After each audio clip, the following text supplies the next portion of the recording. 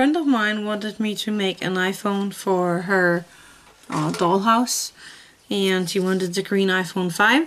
So I printed out some iPhone 5s in the right size, and I'm going to cut it out. But here I have the iPhone, and you need that because you need the little screen pictures later. So I am going to take a piece of clay, and I wrote this clay out on a setting 6.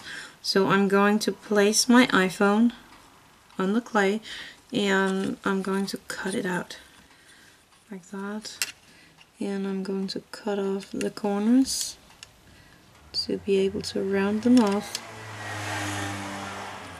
Then I'm going to remove that piece of paper, and if you want to know how big it is, I'm going to show you right here. 1.2 centimeter long, and then fitting in the wide, but 1.2 millimeter long. That is the right size for the iPhone 5. Remember, this is the iPhone 5. And when you're happy with this little work, I'm going to try to show you closer. I just have the shape and the thickness of the phone and the little spot for the button. And I'm going to bake this for 15 minutes, and then I will be back.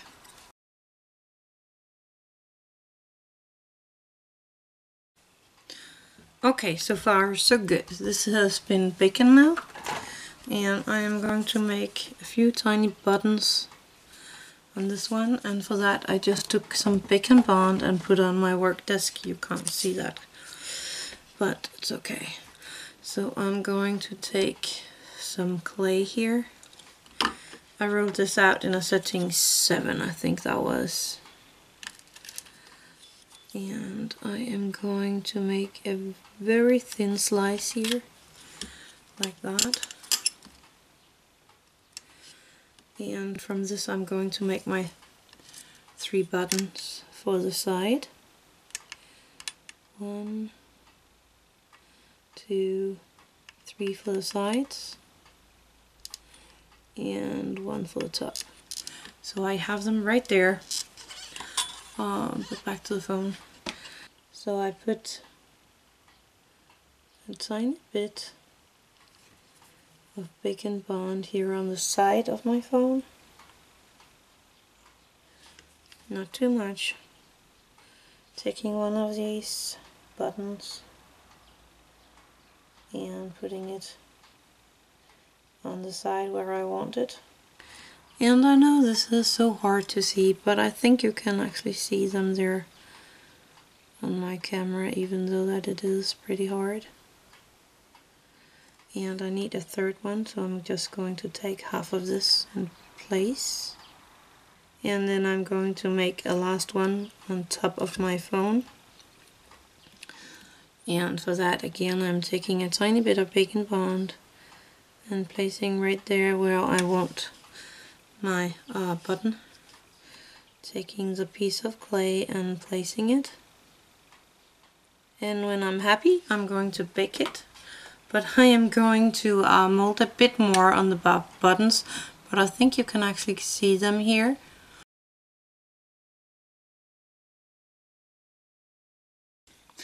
On the back side of the cell phone, I made a tiny dot. I don't think it's easy to see. Maybe here. Yeah, there for the camera. But on the other side, I'm going to paint it black. So I'm just going to take some of my Warhammer paint and going to paint this, the inside of it black. And then I'm going to leave it to dry. Oh, sorry about that.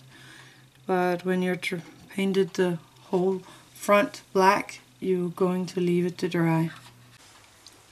On the back side of the phones, I'm going to draw the logo with some silver silver ink.